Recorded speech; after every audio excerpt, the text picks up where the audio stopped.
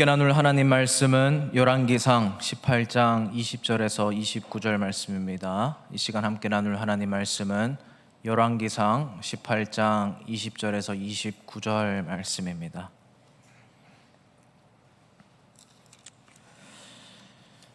우리 한 절씩 교독하시고 마지막 29절 합독하겠습니다. 아합이 이에 이스라엘의 모든 자손에게로 사람을 보내 선지자들을 갈멜산으로 모으니라.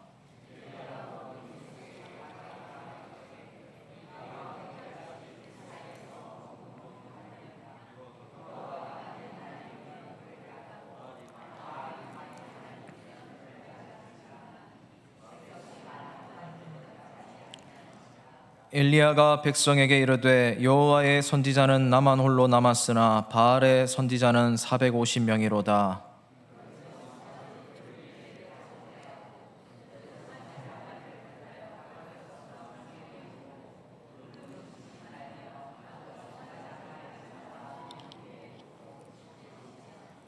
너희는 너희 신의 이름을 부르라. 나는 여호와의 이름을 부르리니 이에 불로 응답하신 신 그가 하나님이니라. 백성이 다 대답하되 그 말이 옳도다 하니라.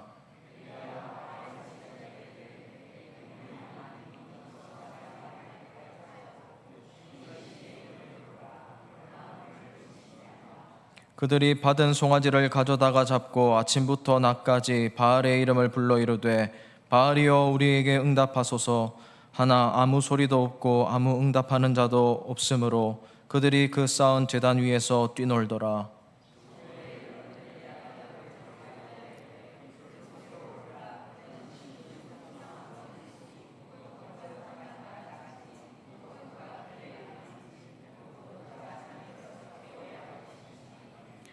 이에 그들이 큰 소리로 부르고 그들의 규례를 따라 피가 흐르기까지 칼과 창으로 그들의 몸을 상하게 하더라. 이같이 하여 정화가 지났고 그들이 미친 듯이 떠들어 저녁 소재 드릴 때까지 이르렀으나 아무 소리도 없고 응답하는 자나 돌아보는 자가 아무도 없더라. 아멘. 네, 정말 요즘에 덥죠? 네, 정말 밖에는 정말 햇빛이 너무 강해서 밖에 조금만 나가도 따갑더라고요. 우리 그런 의미에서 한번 이렇게 서로 인사하면서 고백했으면 좋겠습니다. 옆 사람 바라보시면서 교회가 가장 시원합니다. 이렇게 인사합시다. 네, 물론 환경도 시원하고 좋지만 하나님의 은혜가 있으니 우리 마음이 시원케 될 줄로 믿습니다. 소요리 문답 5문에 보면 이런 문과 답이 있습니다. 제가 한번 문을 읽어드리겠습니다. 하나님 한 분 외에 더 많은 신들이 있습니까? 이런 질문이 있는데 여기에 대한 답이 오직 한 분뿐이시며 살아계시고 참되신 하나님만 계십니다. 이렇게 응답을 하고 있습니다. 여러분, 하나님이 한 분뿐이심을 꼭 믿고 살아가는 우리 모두가 되기를 진심으로 주님의 이름으로 축복을 드립니다. 하나님은 유일하신 하나님이십니다. 그런데 문제는 우리가 하나님 외에 다른 것들도 의지할 때가 많다라는 겁니다. 그리고 세상이 우리가 하나님 한 분만 의지하도록 가만히 놔두지 않습니다. 그래서 우리는 머리로는 알고 있지만, 그렇게 해야 된다는 것을 잘 알고 있지만 하나님 한 분만 의지하고 믿고 살아가기가 참 힘이 듭니다. 그런 의미에서 저는 오늘 본문을 통해서 우리가 한 분 하나님을 정말 의지하기 위해서, 한 분 하나님만 믿기 위해서 어떻게 살아가야 될 것인가 한 인물을 통해서 교훈을 찾고자 합니다. 일단 오늘 본문의 배경이 20절 말씀에 있는데 우리 다 같이 20절 말씀을 다시 한번 읽어보겠습니다. 아합이 이에 이스라엘의 모든 자손에게로 사람을 보내 선지자들을 갈멜산으로 모으니라. 아멘. 지금 우리가 이 장면을 너무나 잘 알고 있는 유명한 말씀입니다. 엘리야와 이방신을 섬기는 제사장들의 영적인 전투가 갈멜산에서 벌어지는 장면인데, 특별히 우리가 여기에서 엘리야를 통해서 몇 가지 교훈을 찾을 수가 있는데, 당시 엘리야의 상황이 별로 좋지 않은 상황이었다는 것을 우리가 오늘 본문을 통해서 먼저 알 수 있습니다. 일단 아합이 이스라엘을 다스리는 왕이었다라고 말씀하고 있습니다. 아합은 성경 전체를 통틀어 놓고 봤을 때 악한 왕 중에 가장 악한 왕, 클래스가 있다면 가장 탑 클래스에 있는 가장 악한 왕이었습니다. 성경이 아합을 어떤 식으로 묘사하느냐면 열왕기상 16장 30절 말씀에는 이렇게까지 말씀합니다. 제가 읽어드리겠습니다. 오므리의 아들 아합이 그의 이전의 모든 사람보다 여호와 보시기에 악을 더욱 행하여 그 이전의 모든 사람들보다 하나님 보시기에 가장 악한 왕이었다, 이렇게까지 묘사하고 있다라는 겁니다.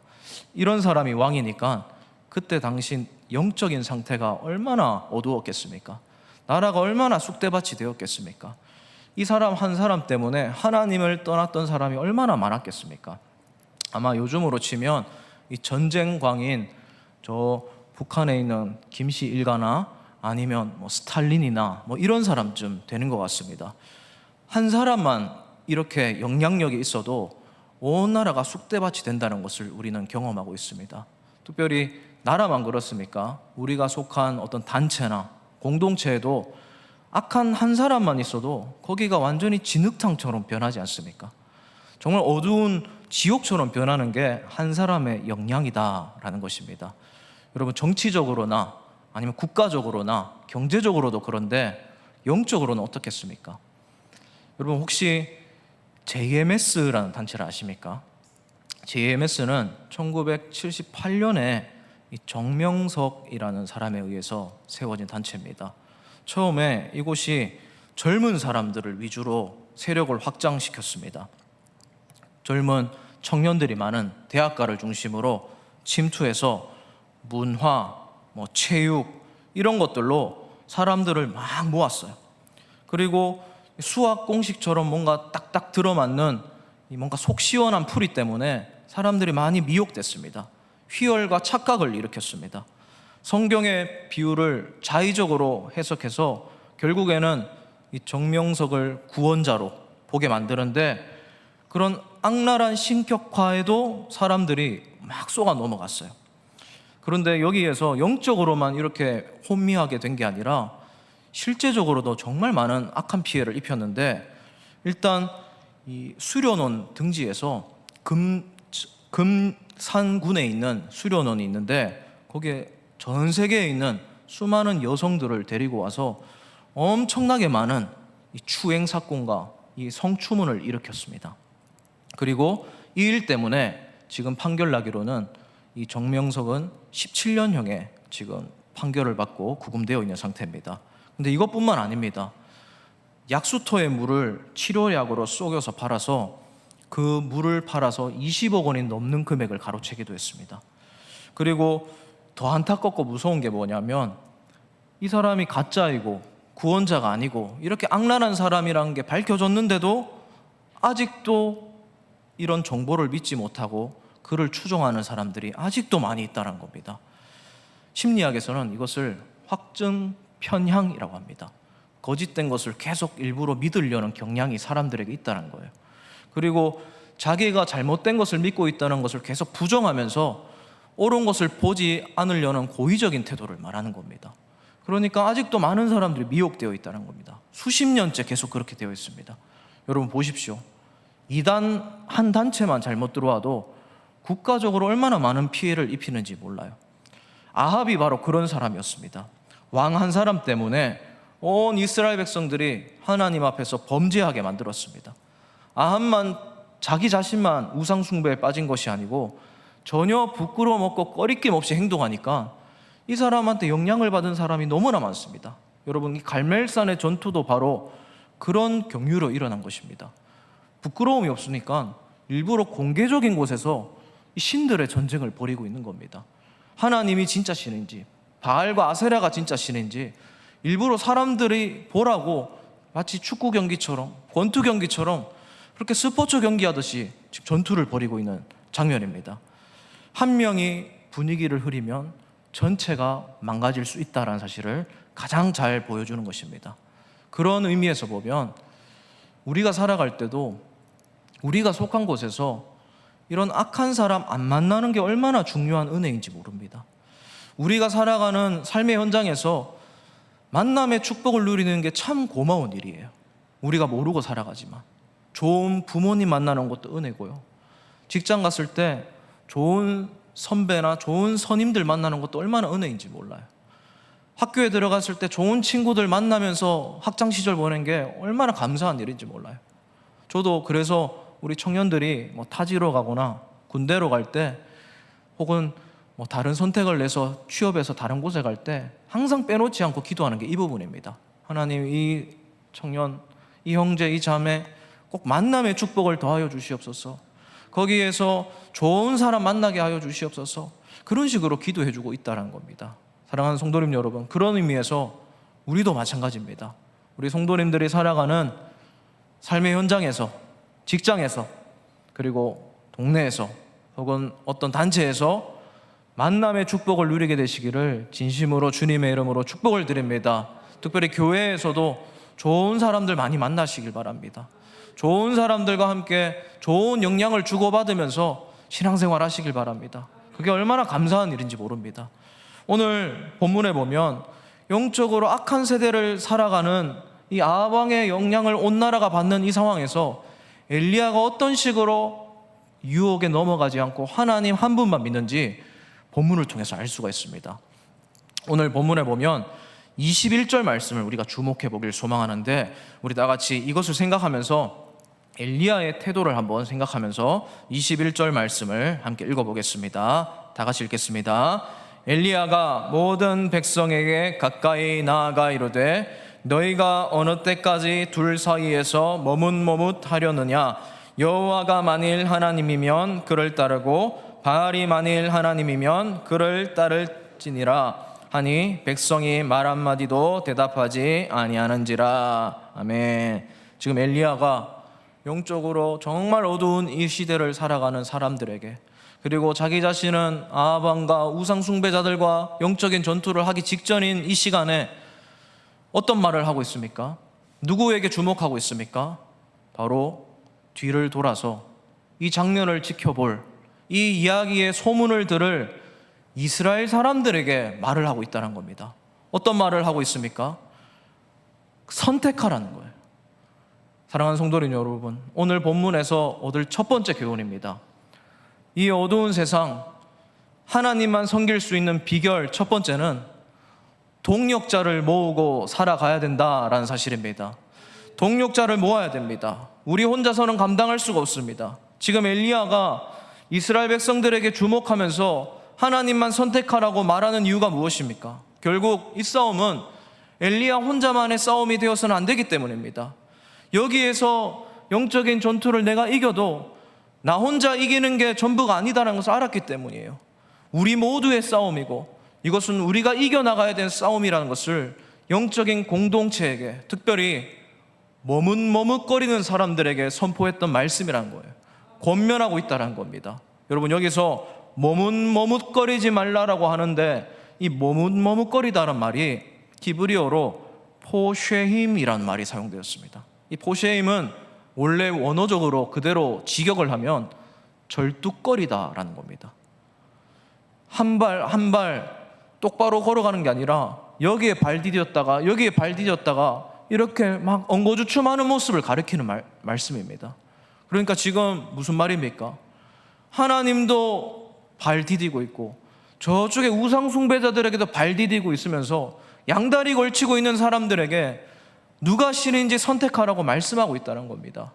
이미 저 멀리 우상 숭배에 빠진 아합과 우상 숭배 선지자들에게는 말도 하지 않고 있습니다. 그들은 이미 너무 멀리 가버렸기 때문입니다. 그런데 지금 중간 사이에서 변화의 바람을 일으킬 만한 가능성이 충분한 사람들, 조금만 터치해도 머뭇머뭇거리는 그 자리에서 하나님 쪽으로 확 들어올 사람들, 그리고 새로운 변화의 바람을 일으킬 잠재적인 가능성이 많은 사람들에게 권면하고 있다는 사실입니다. 머뭇머뭇거리지 말고 하나님 쪽으로 빨리 들어오라는 거예요. 동력자들을 모으고 있는 겁니다. 사랑하는 성도님 여러분, 예수님도 사실은 공생의 사역 기간 동안 이런 식으로 사람들을 막 모으셨어요. 특별히 제자들도 그렇게 모으셨지 않습니까? 세리, 어부, 열심당원, 이런 정말 다양하게 사는 사람들을, 머뭇머뭇거리고 있는 사람들을 불렀어요. 그리고 제자로 삼아주셨어요. 무리가 제자 되게 하셨어요. 누가복음 19장에도 이런 사람이 한 사람 나옵니다. 바로 그 유명한 삭개오입니다. 여러분, 삭개오는요, 지금으로 치면 정말 매국노 중에 매국노예요. 사람들의 손가락질을 받으면서 세금을 거두는 세리장이었어요. 그런데 이 사람도 사회의 구조적 모순 때문에 이렇게 살았던 것 같습니다. 자기도 그렇게 살기 싫었어요. 그런데 살다 보니, 살아남으려고 하다 보니까 계속 그런 쪽으로 가고 있는 거예요. 내가 변화될 계기가 없으니까 계속 자기도 브레이크가 없이 계속 가고 있는 거예요. 그런데 한날 예수님이 여리고성을 지나가신다는 소문을 들었습니다.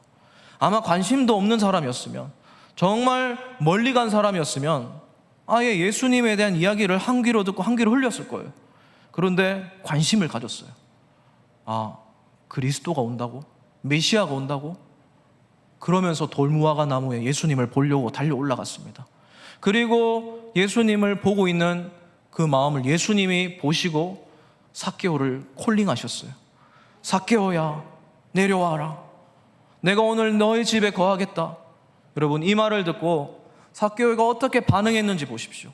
누가복음 19장 6절 말씀에 보면 이렇게까지 반응하고 있어요. 급히 내려와 즐거워하며 영접하기를.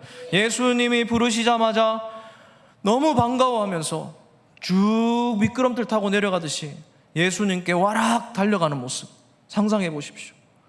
아이가 아빠가 들어왔을 때 아빠 하고 달려가는 그 모습이지 않습니까?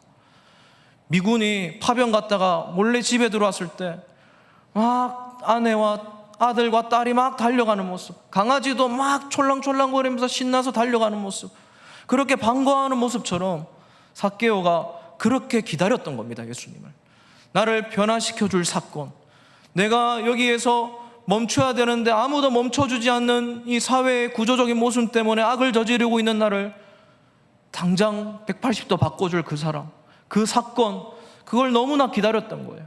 머뭇머뭇거리고 있었다는 겁니다. 그런 사람에게 말 한마디가 이렇게 중요하다는 사실입니다. 사랑하는 성도님 여러분, 오늘 본문 말씀에도 마찬가지입니다. 머뭇머뭇거리고 있었습니다. 그리고 이런 사람들을 엘리야가 불렀습니다. 그런데 이 사람들이 정말 나중에 귀하게 쓰임받습니다. 엘리야가 이렇게 혼자 영적인 전투를 하기 전에 이 사람들을 부르고 권면하고 나서 영적인 전투에 임합니다. 그리고 잘 아시는 것처럼 거기서 크게 승리합니다. 하나님만이 살아있는 신이라는 것이 드러나게 됩니다. 엘리야의 제단만 불타게 됩니다. 그런데 신앙생활이란 그렇게 쉽지 않는 것 같습니다. 이런 대단한 엘리야도 나중에 이세벨의 협박과 복수극에 지쳐 있습니다. 그리고 몰래 도망칩니다. 그러면서 나중에 하나님께 죽여달라고 그렇게 자살 충동까지 느껴요. 공황장애가 찾아옵니다. 불안증이 찾아와요. 그렇게 지쳐있는 엘리야에게 하나님이 천사도 보내주시면서 어루만져 주시고 떡도 보내주시고 하나님이 위로를 해주세요. 그런데 물질적으로나 음식만 하나님이 위로해 주신 게 아니에요. 말씀을 해주세요. 그 말씀을 듣고 엘리야가 다시 힘을 내서 이겨내는데, 그 말씀이 어떤 말씀이냐면, 우리 다 같이 열왕기상 19장 18절 말씀을 함께 읽어보겠습니다. 열왕기상 19장 18절 말씀 우리 다 같이 한번 읽겠습니다. 그러나 내가 이스라엘 가운데에 7,000명을 남기리니 다 바알에게 무릎을 꿇지 아니하고 다 바알에게 입맞추지 아니한 자니라. 아멘.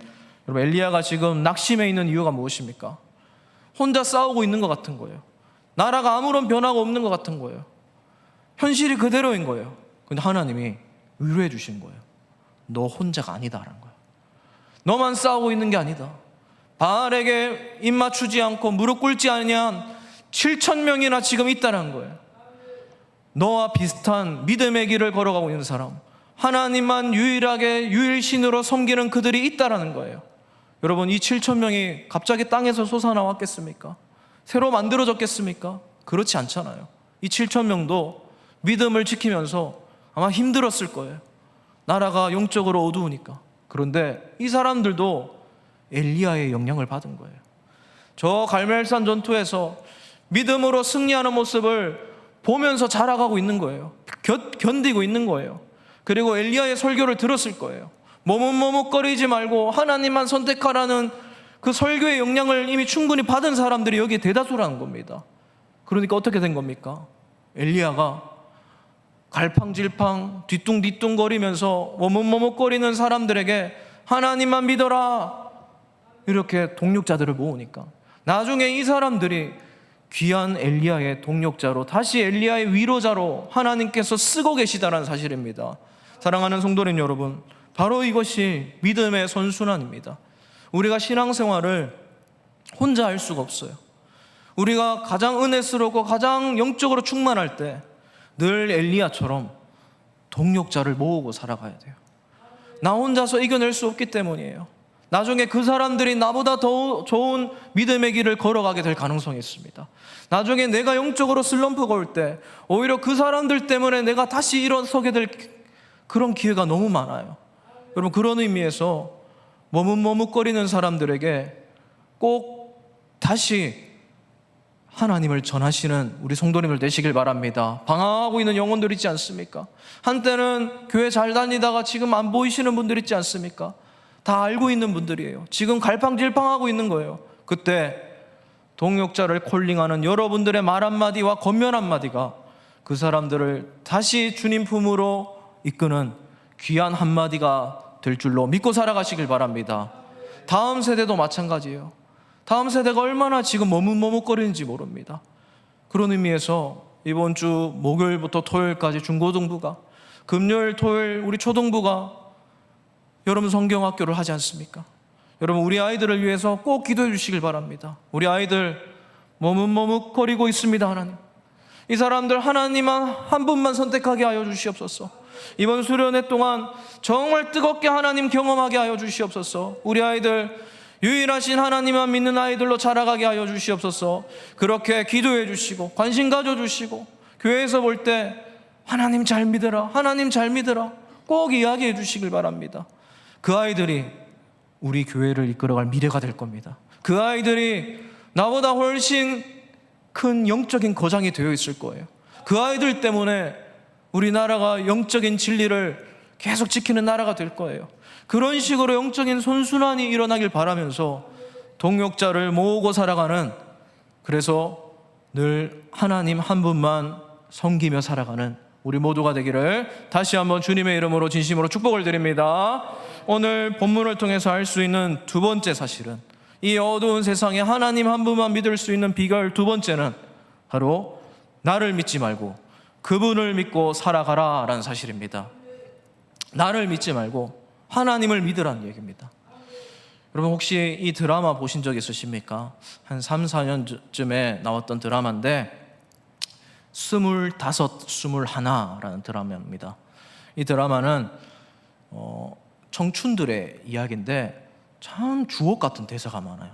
정말 명대사가 많은데 제가 설교를 준비하면서 이 드라마가 생각나더라고요. 이 드라마의 주인공의 이름이 나휘도라는 주인공인데, 이 극 중에서 이 사람의 직업이 펜싱 선수입니다. 그런데 펜싱 국가대표 결승전에 임하고 있는데 이 상대편이 너무 더티 플레이를 하는 거예요.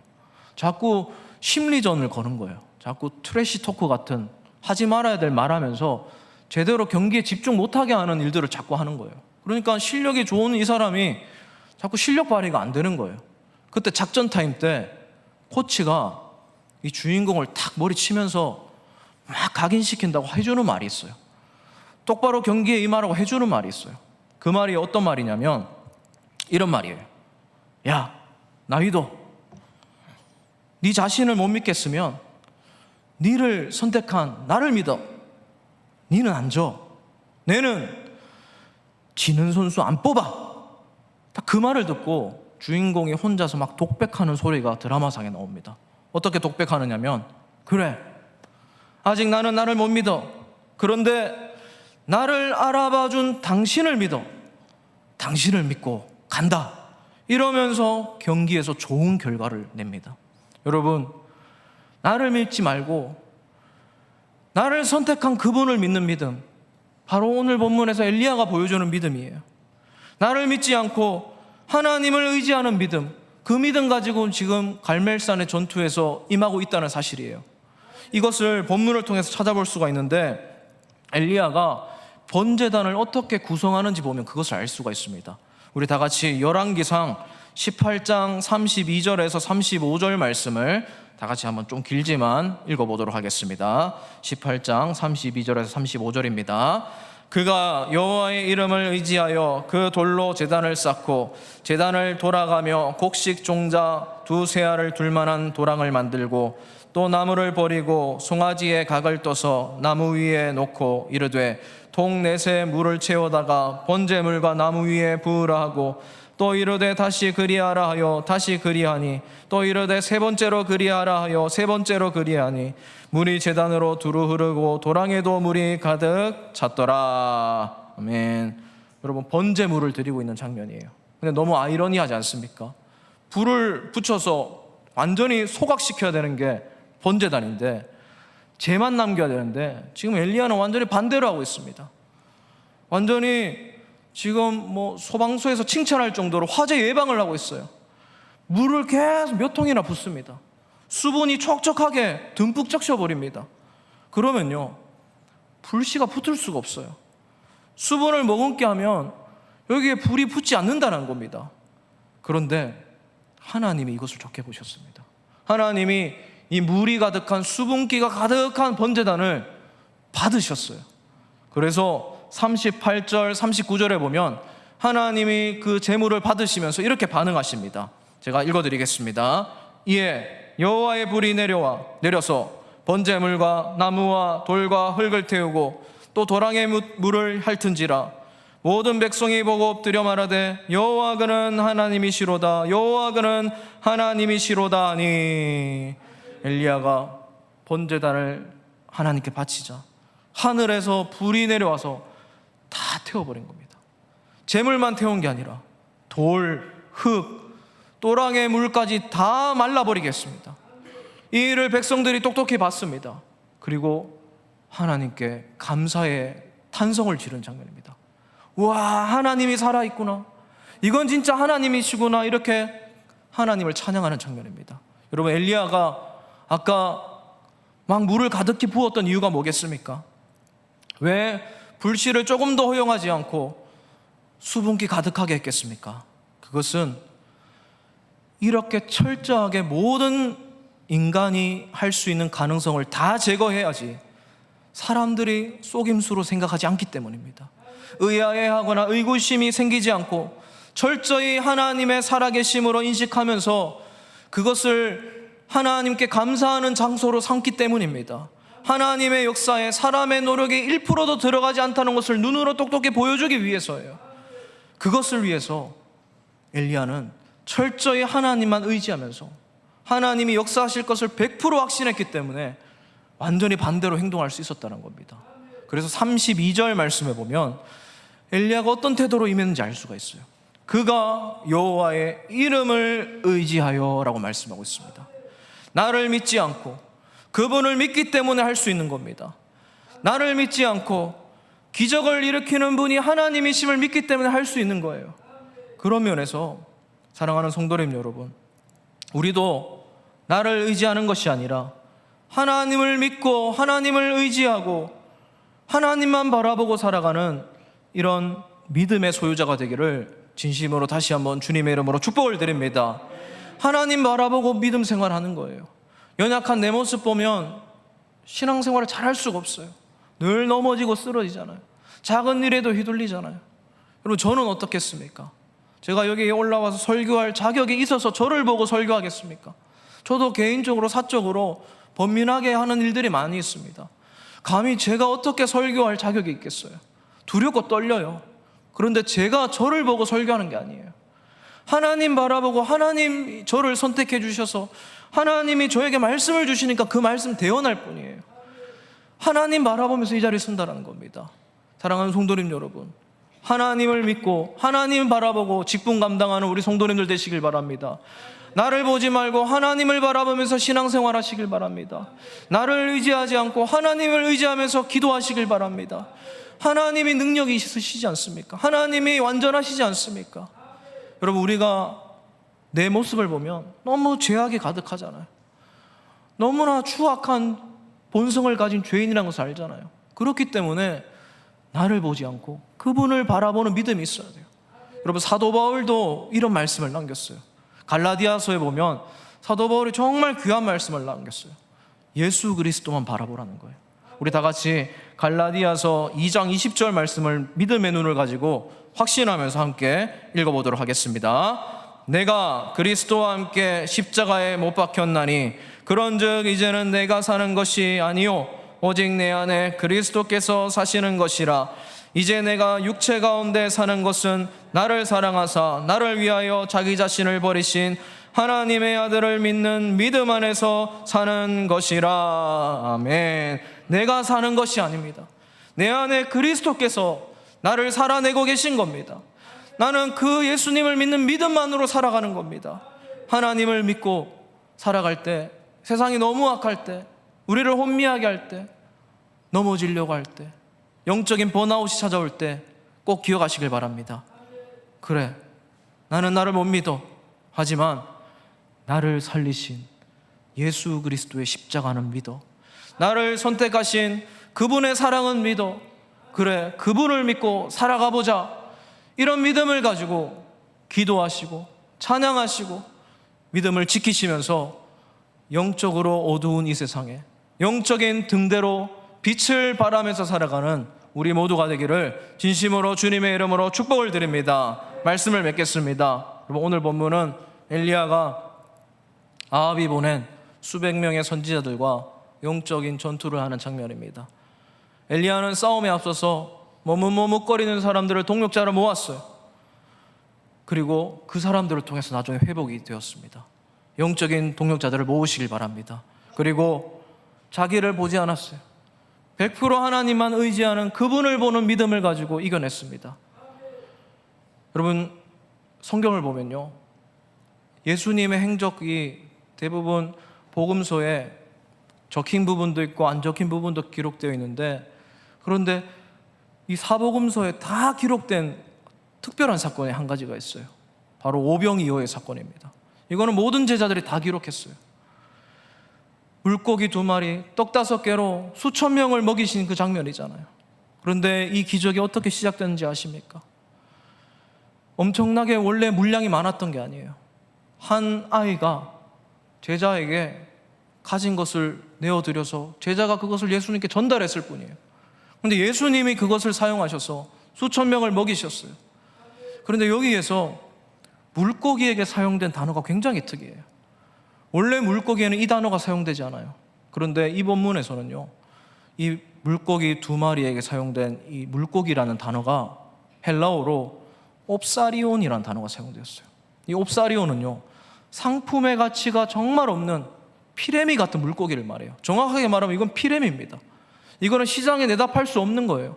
그래서 어부들이 보통 이 옵사리온을 잡으면요, 다시 풀어주던가 아니면 이삭죽기 하는 것처럼 사람들이 먹으라고 그냥 해변가에 뿌려놓는 그런 거예요.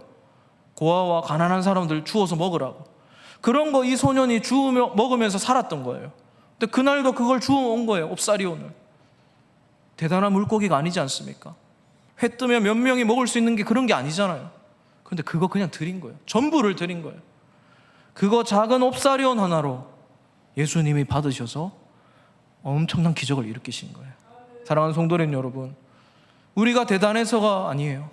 우리가 지금 능력이 많아서 이렇게 신앙을 지키면서 살아갈 수 있는 게 아니에요. 우리 교회가 대형교회라서 이렇게 신앙생활 잘할 수 있는 게 아니에요. 우리 한국이 뭔가 DNA가 대단해서 이렇게 된 게 아니에요. 하나님이 하신 거예요. 하나님이 작은 믿음을 받으신 거예요. 하나님이 교회로 나오는 내 작은 발걸음을 받으신 거예요. 눈물로 기도하는 내 눈물 한 방울 받으신 거예요. 내 신음소리를 받으신 거예요. 간절하게 부여잡는 이 2손을 받으시는 거예요. 그게 옵사리온입니다. 사랑하는 성도님 여러분, 모든 순간을 하나님 한 분을 바라보면서 하나님만 믿으면서 유일한 하나님을 믿는 귀한 영적인 도구로 사용되면서 이 영적인 어두운 시대 신앙을 지키면서 부여잡고 살아가는 우리 모두가 되기를 마지막으로 주님의 이름으로 축복을 드립니다. 이 시간 우리 오늘 말씀을 생각하면서 찬양 부르며